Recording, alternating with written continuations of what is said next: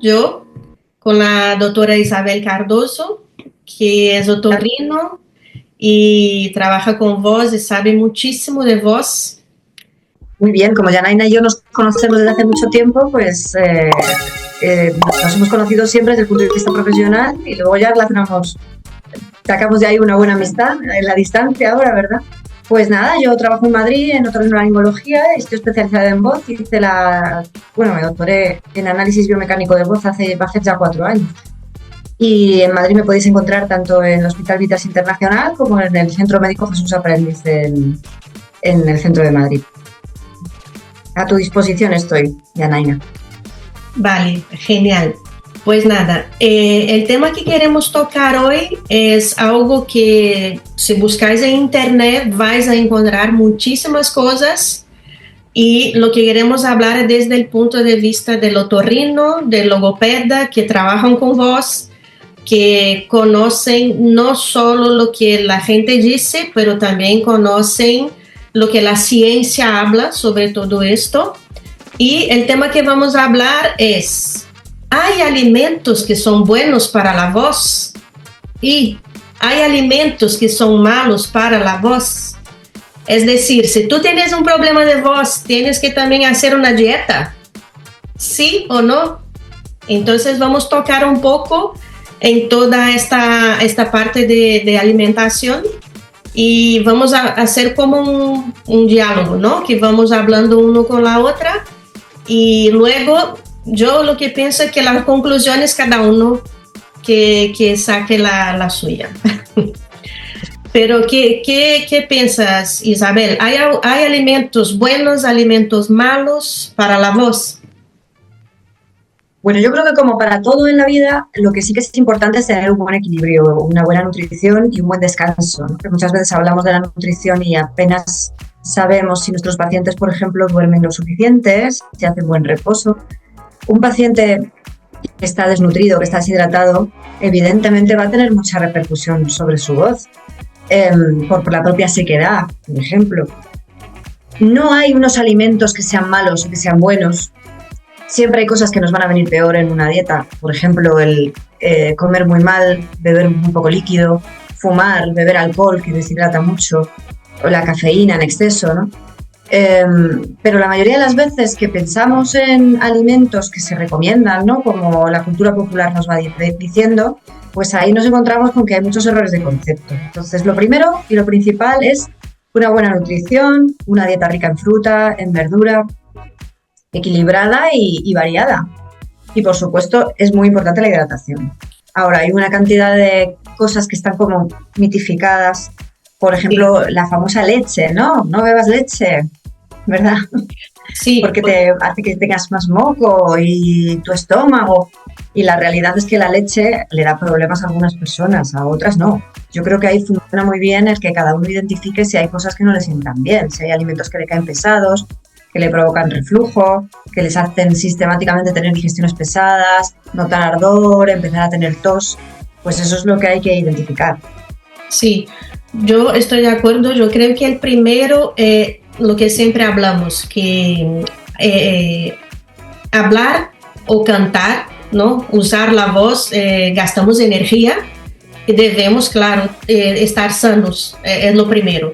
Y claro, siempre el equilibrio, yo lo que siempre hablo, ni mucho ni poco, porque también el mucho puede ser malo en algún momento.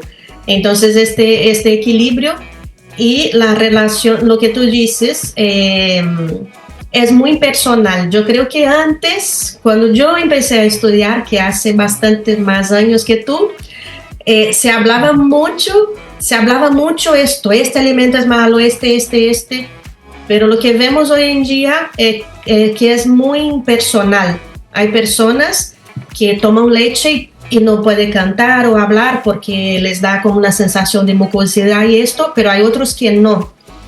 Y yo creo que es bastante personal. Yo, como logopeda, lo que hago con la persona es, yo le pregunto, ¿tú crees que la leche es mala para la voz? Y me dice, no, toma. Entonces, claro. porque también la autosugestión, ¿no? A veces las otras personas que te comentan que es mala, tú ya vas a tomar la leche pensando, va a ser mala, y ahí pienso, no lo sé qué te parece como médico, Sí, que le atribuyes esto, unos males que en realidad no te ha provocado, efectivamente. Sí, sí, sí, sí, totalmente de acuerdo con eso. Y en realidad hay personas, no solo en los trastornos de voz, sino en muchos otros, pero esto pasa mucho cuando un paciente tiene problemas de voz y es profesional y le genera dificultades en su día a día, su trabajo, etcétera. Incluso se consideran culpables de su problema y empiezan a crear alrededor del problema un cambio de vida. Un cambio de vida que les implica sacrificar muchas cosas que les gustan y al final el cuidado de la voz empobrece mucho su calidad de vida y eso es algo muy negativo que conviene evitar. Entonces, muchas veces va uno a una consulta, es muy habitual que se hagan diagnósticos de reflujo por sospecha o bueno, pues mira, no se te ve nada evidente, a lo mejor tienes reflujo y te dan un listado de alimentos que tienes que evitar y cuando sales prácticamente te lo han prohibido todo. Entonces, con esas recomendaciones hay que ponerlas un poco en cuarentena, es decir, bueno, pues estas son las recomendaciones generales y como dice Yanaina, me están dando un documento que le dan el mismo a todas las personas que entran. Me están diciendo a lo mejor que yo no tome tomate, pero a mí el tomate no me da ningún problema. Pues continúa con tu tomate. Otra cosa es que tú identifiques que hay un alimento que te perjudica y que no seas capaz de renunciar a él porque te gusta mucho. Pues entonces ya sabes que te estás haciendo daño. Oye, yo me tomo toda la noche 3 cuadraditos de chocolate y luego estoy con reflujo. Pues ya sabes que si te lo quitas y no tienes reflujo, oye, pues no te viene bien. Entonces hay que individualizarlo mucho y sobre todo no buscar que en tu esfuerzo por recuperar tu voz, el resto de tu vida se vaya al garete y deje de tener sentido y digas, bueno, pues tengo muy bien la voz, pero he renunciado a todo. Hay que llegar a ese equilibrio del que hablábamos. sí, y en el caso, dos cosas, ¿no? Que comentaste, el tema de los alimentos y de todo lo que uno ingiere, por así decir, relacionado a los profesionales. Los profesionales tienen muchos rituales de tomar cosas antes de subir al escenario. Ah, yo me tomo un chupito de whisky, yo me tomo un chupito de no sé qué, pero me comentaron que esto es malo para la voz. Entonces, es lo que tú dices. Yo lo que le digo, mira, tú necesitas esto para cantar, para usar tu voz. Y me dicen, sí. Entonces le digo, sigue tomando porque los profesionales tienen mucho de rituales y de cosas que al final les da seguridad para poder hacer su labor. Entonces yo pienso así. Ahora, claro, hay cosas que nosotros sabemos que son de por sí malas por la voz, para la voz, y que no diríamos esto, ¿no? Y una cosa que funciona mucho, intento despertar en el paciente una reflexión. Vamos a hacer un pensamiento de qué estoy haciendo, y yo uso la rueda de la voz, que es esta reflexión. ¿Qué estoy haciendo que es malo? Y ahí entran los alimentos. Y ellos mismos empiezan a ver, mira, después que tomo esto, yo no me siento bien y creo que esto no es bueno. Entonces, partiendo de ahí, lo que hago es, vamos a hacer un diario y tú vas a escribir todo lo que tomas y si notas alguna diferencia en tu voz. Y entonces, a mí me gusta trabajar así, que la propia persona se vaya dando cuenta de lo que es bueno y lo que es malo y ella misma decida no tomarlo o a veces es evitar en momentos puntuales y no simplemente, yo les digo, no es una dieta porque si no sería horrible, todo para la voz es malo, el chocolate, la leche, el café, que a mí me encanta todo esto. Claro, eso es. Entonces intento hacer esta reflexión y que la propia persona vea lo que está tomando y le está haciendo mal. Pero al final quiero volver a esto para hablar del reflujo faringolaríngeo, que creo que es lo que tenemos ahí sobre esto también. Te hago otra pregunta. Entonces, ¿la leche es buena o mala? Cada uno. Correcto. Ni buena ni mala. Para gente que no le vaya bien, de entrada no tiene por qué ser mala. Sí. La miel, tomar miel para la voz, ¿es bueno o malo? Es decir, si tú abres Google ahora y pones miel para la voz, vas a encontrar que es buenísimo. ¿Cura la afonía? ¿Sí o no? Pues mira, vamos a ver, la miel no cura la afonía, no. Lo que pasa es que tiene una virtud muy buena. Yo leí alguna vez un estudio que hablaba de que tenía ciertas propiedades antiinflamatorias, pero evidentemente si tú necesitas un antiinflamatorio no vas a conseguir sustituirlo con cucharadas de miel. Lo que tiene de bueno la miel es que espesa las secreciones y muchas veces el tener una saliva muy seca, eso pasa mucho en personas que hablan mucho rato seguido, en personas que toman medicamentos que les resecan mucho la boca, por ejemplo los antidepresivos típicamente, que están muy extendidos en la población. Al tener una saliva más escasa y más seca, las cuerdas vocales están peor lubricadas y necesitan tener una pequeña capa porque al final la vibración que hacen es muy rápida y necesitan que algo las proteja. Unas cuerdas secas, hay dos problemas y es que su fricción, la fricción de una cuerda contra la otra es más traumática si no hay un lubricante y además que unas secreciones espesas a veces se depositan en el borde libre de la cuerda e interrumpen el paso de la voz como si fuese un pólipo.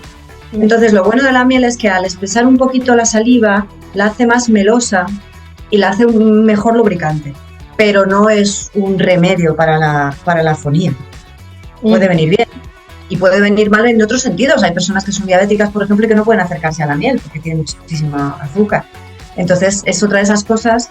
Sin embargo, hay otras, en cambio, que hacen el efecto contrario y que también tienen atribuidas propiedades mágicas como la menta.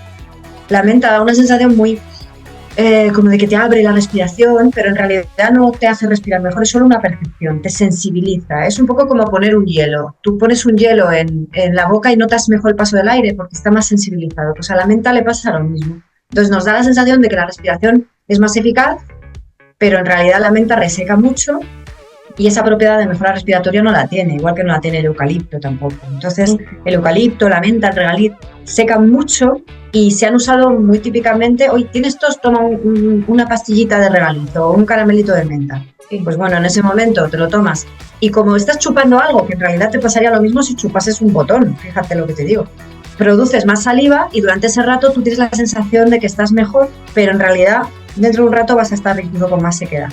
Porque pasa otra cosa también, Janaina, hablamos de qué alimentos me quito, qué costumbres me quito, pero hay otro problema, hay gente que dice, yo tengo, como decías tú de los rituales, yo lo que hago es que como he leído que todas estas cosas son buenas, las he añadido a mi vida y de pronto están tomando una infusión de no sé qué, un caramelo de no sé cuántos, un complejo vitamínico de no sé qué, y tienen un día entero ocupado de, pues yo me recuerdo a las personas mayores con un pastillero que cada 25 segundos tienen que estar tomándose algo porque han leído esto y esto. Entonces, al final hay que discriminar un poco la información y también identificar qué cosas te sientan bien a ti. Porque en esa obsesión con estar bien y con tener la voz bien, te vas enganchando a una cantidad de productos que al final incluso, pues, probióticos, complementos, gastas mucho dinero, inviertes mucho tiempo y genera una pequeña obsesión en la cabeza de que hay que estar todo el rato suplementando. Cuando la realidad es que tú tienes que identificar y decir, bueno, pues mira, a mí me han dicho que tengo que suplementar esto porque me falta, pues me lo tomo. Resulta que a mí me viene muy bien, como dice Janaina, antes de dar una clase me tomo un caramelo de menta, de miel, y parece que va la cosa más fluida. Pues cosas que tú identifiques, o beber agua, ¿no? Pero no hacerlo todo porque has leído por ahí que todo va bien y de repente tu vida se convierte en estar como un loco ahí consumiendo productos todo el tiempo. Entonces también hay que identificar. Veo muchas cosas que a mí me llama la atención, que hay muchos pacientes que toman las cosas incluso habiendo constatado que no les ayudan en absoluto. Entonces yo creo que si tú te das cuenta de que a ti el propóleo no te ayuda en absoluto, no tomes propóleo, por mucho que lo ponga en internet o porque te lo haya dicho un médico. No te va bien, pues no te va bien, ya está. ¿Obtienes beneficio de ello? Adelante, pero si no te va bien, fuera, porque si no vas añadiendo cosas y se convierte en una esclavitud. Sí, y esto lo que dices tú, hoy en día con el acceso a internet encontramos de todo. Y es esto, hay gente que va asimilando cosas que al final no le hace bien. Yo muchas veces le digo al paciente, mira, quitamos todo.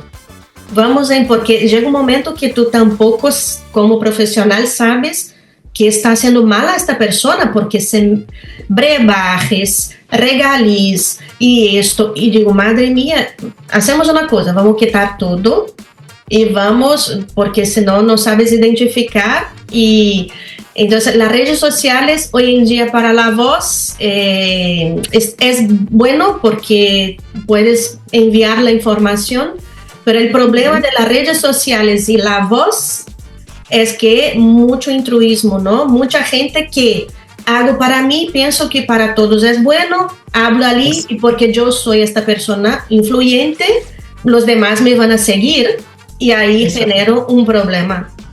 Ahora, una cosa que me gustaría que si tú puedes diferenciar para nosotros.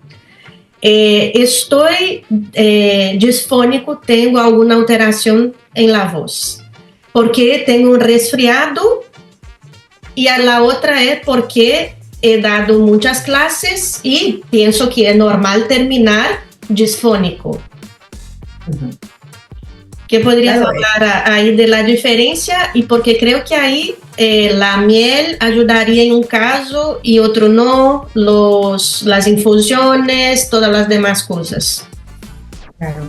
Pues vamos a ver, cuando tú tienes un proceso inflamatorio o una infección o te has lesionado, pues porque has tenido una situación, por ejemplo, quien no ha ido a un concierto y ha cantado a voz en grito y al día siguiente tiene la voz destrozada.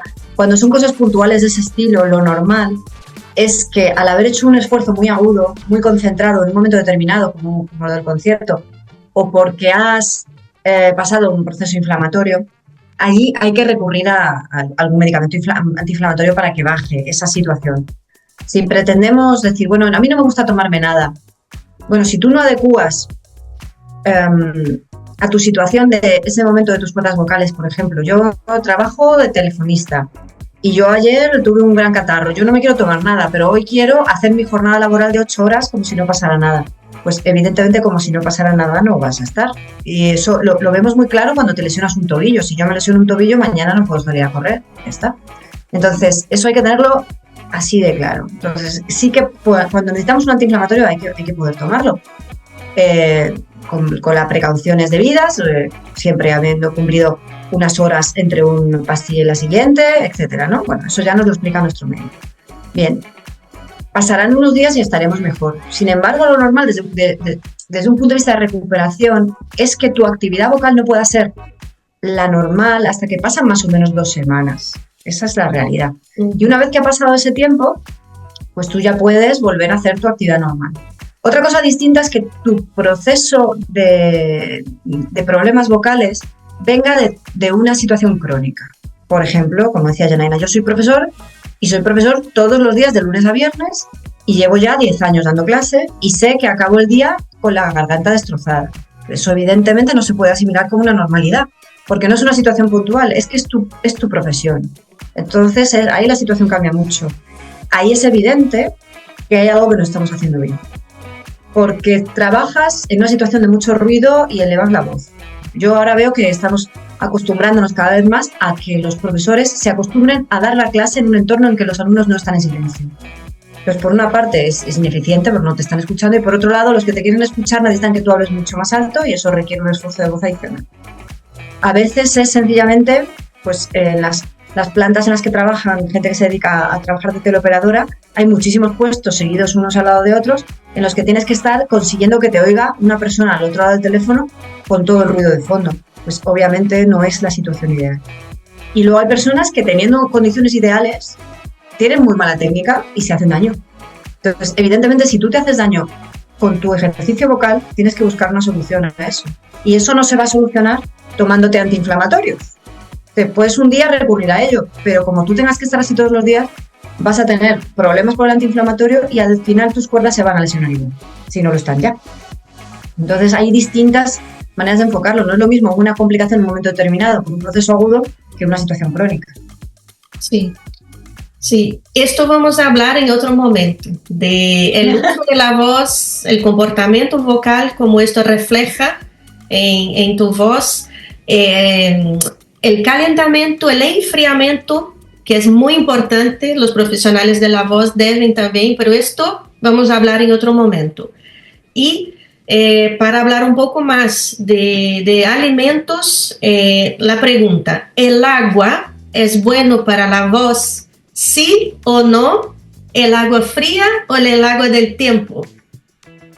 Pues vamos a ver, el agua es buena porque es buena para el cuerpo. Entonces, lo que pasa es que hay personas que piensan que al beber agua se limpia la voz. Y la voz no se puede limpiar así porque si el agua arrastrase la suciedad o el moco en las cuerdas vocales, se nos iría directamente a los pulmones y nos ahogaríamos. Entonces, el agua nunca, si las cosas funcionan bien, nunca va a ir por allí. Así que lo de me da tos, bebo un poco de agua, en realidad en el momento ese que estás bebiendo, en realidad lo que estás controlando de la tos es tu mecanismo de respiración. Estás dándole una pequeña pausa y al no pasar aire en ese momento no irrita más y no te da más arranque de tos. O sea que no es malo beber agua, pero que entendamos que no es que estés limpiando nada con el agua. Lo que hace el agua es hidratar al cuerpo y al hidratar al cuerpo también hidrata las cuerdas vocales, también hidrata a nuestra cavidad oral y nos permite tener saliva. Si yo no bebo agua no tengo saliva y si no tengo saliva, bueno, ya hemos hablado antes de la lubricación de las cuerdas. Eso por una parte. Lo de la temperatura del agua. Beber el agua muy fría, como respirar un aire muy frío, no es bueno para la garganta, porque nosotros necesitamos que el aire que respiramos y que llega a nuestros pulmones llegue en unas condiciones de temperatura y de humedad determinadas. Si estamos respirando un aire muy frío, nuestro cuerpo tiene que hacer un esfuerzo por calentarlo. Y en ese esfuerzo pierde mucha energía y pierde mucha hidratación. Entonces, todo lo que suponga enfriar el cuerpo por dentro realmente no es algo bueno. Lo cual no significa que no te puedas tomar un día una cerveza fresquita, porque también refrescar al cuerpo cuando hace calor es algo que es innato, ¿no? Lo hacemos de manera intuitiva. Hay personas que refieren que cuando toman algo frío automáticamente la voz se empeora.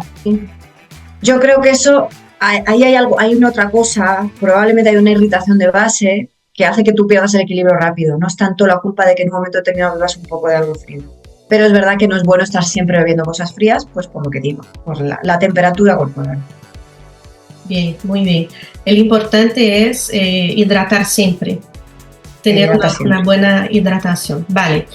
Y mira, para terminar este tema de alimentos, porque hay muchísimas cosas para hablar, pero me gustaría que hablásemos un poco del reflujo. Hay este reflujo que todos conocemos, que da esta acidez y que es malo para la voz, pero luego también hay un reflujo silencioso que muchas veces el paciente llega a los otorrinos o a los logopedas y dicen, yo tengo disfonía, tengo problemas en la voz, mis cuerdas están normales, pero tengo problemas de por qué. Y cuando investigamos más a través de los exámenes de otorrino y a través del comportamiento vocal, llegamos a algunas conclusiones que es el reflujo laringofaríngeo, que también está saliendo muchísimos estudios nuevos relacionados a una sensibilidad al gluten y otras cosas. ¿Y qué podría decirnos lo que estás viendo tú en consulta sobre esto? Pues mira, vamos a ver. El reflujo es muy prevalente, lo tiene mucha gente. Hay personas que tienen clarísimo que tienen ardor, ¿no? Y lo identifican cómo les sube el contenido gástrico y lo relacionan mucho con la dieta, con la postura, con el estrés. Entonces, es mucho más fácil ayudar a un paciente que conoce cuál es el problema. Otros, en cambio, como tú bien dices, no tienen esa sensación y se quejan de síntomas indirectos como problemas en la voz y tos. La tos, esa irritativa de es que tengo que estar todo el rato aclarando. Normalmente cuando hacemos una exploración en consulta y vemos cómo están las cuerdas, para que las cuerdas estén lesionadas tiene que haber un reflujo muy importante, porque eso supone una gran cantidad de ácido que de manera recurrente llega hasta ahí. Son lesiones más graves, pero suelen responder bastante rápido al tratamiento. Y luego hay una serie de signos de irritación general que en realidad podrían darnos la misma imagen siendo irritantes el tabaco, o trabajar en un entorno con mucha polución o con productos químicos inhalados que te puedan estar irritando. Entonces ahí ya le explicamos al paciente es que sospechamos que hay reflujo porque, oye, no fumas, no trabajas en estos entornos, etcétera, pues lo más probable es que sea tu propio reflujo el que te está haciendo daño. Muchas veces ponemos un tratamiento porque si el paciente responde, eso ya nos identifica el problema y en ese caso hay que pasar al digestivo porque muchas veces hay problemas en la vía digestiva que requieren otro tipo de actuaciones. Y efectivamente hay otras veces en las que se le está echando la culpa al reflujo de algo que no estamos sabiendo identificar, ¿no? Y que es muy común que la gente esté tomando medicación, y yo siempre lo digo, es que ya llevo tomando el omeprazol 1 año, pero ¿está usted mejor? No, pues algo está pasando que no estamos llegando. ¿Le ha visto el digestivo? Sí. ¿Le ha dicho que tiene reflujo? Me ha dicho que no ve nada que sugiera reflujo. Pues entonces ya está, no es reflujo, hay que indagar un poquito más allá cuál es el problema que está teniendo esa persona. Entonces allí para empezar hay que conseguir tener una continuidad con el mismo médico, porque si no, muchas veces te vas a encontrar con la solución sencilla. Esto es reflujo. Y luego es verdad que sí que se ven más que antes, porque se diagnostican mucho más problemas de tolerancia al gluten, esofagitis eosinofílica. Entonces, en pacientes que no responden, hay que invitar al digestivo a involucrarse porque el digestivo, el especialista en aparato digestivo, claro, él no está involucrado en la patología vocal del paciente. Entonces, hay que invitarle a formar parte de ese triángulo para poder identificar este tipo de problemas. Y muchas veces ahí sí es una cuestión de dieta, en la que con ayuda de un nutricionista vas quitando alimentos y reintroduciendo para identificar cuáles son los que no nos vienen bien. Y esto es un proceso un poquito lento, pero una vez que lo logras, puedes conseguir que el paciente tenga una dieta rica, variada, de la que pueda disfrutar, pero elimine los problemas que le generan eso, sin necesidad de estar tomando medicación, porque si no, muchas veces parece que lo único que hay para el reflujo es el tratamiento medicamentoso, cuando muchas veces una buena dieta y unas buenas costumbres, unos cuidados, no tumbarse después de las comidas con estómago lleno, etcétera, comer pequeñas cantidades más distribuidas a lo largo del día, muchas veces con eso eliminas la necesidad de medicación crónica. Sí, se parece, lo que les comento, ¿no? Es la higiene que se parece a la higiene vocal, ¿no?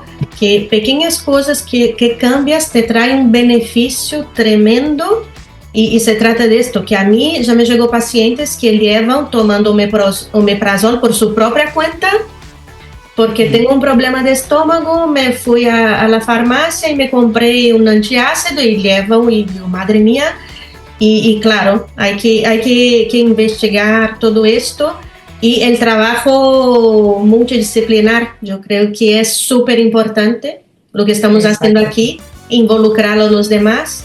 Otra cosa súper importante y a veces un poco complicado, el médico que te conoce tu historia, te ha acompañado, porque tener que contar otra vez todo y cada vez también es bastante complicado, pero creo que el trabajo multidisciplinar, involucrando el paciente también en esto, que muchas veces el tema de la voz, la gente se frustra porque no hay una pastilla que mejore la voz.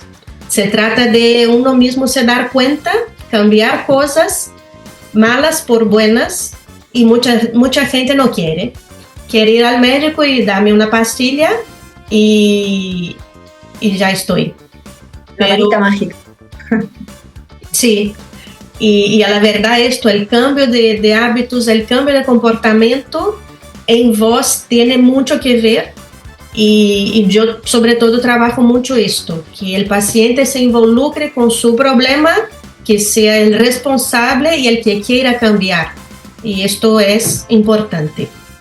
Bueno, vamos terminando este tema, nos quedó ahí algunas otras cosas que dejamos para más adelante. De los remedios caseros, que seguro cada uno que está nos escuchando tiene algo ahí que hace. Esto habría que hacer una sesión de preguntas. Sí, habría que hacer una sesión de preguntas. Sí. Sí, mira, que podríamos hacer esto, pues deja tu pregunta sobre la voz y nosotros contestamos. Eso es. Pues esto, mira Isabel, quiero agradecerte por este tiempo. Yo creo que fue buenísimo, como siempre, actualizarnos y dejar la invitación para otro momento que volvamos a hablar de voz. Muy bien. Pues estupendo, muchas gracias, Yanaina. Para mí es un placer siempre contar, que cuentes conmigo para estas cosas. Estoy encantada. Pues nada, muchas gracias.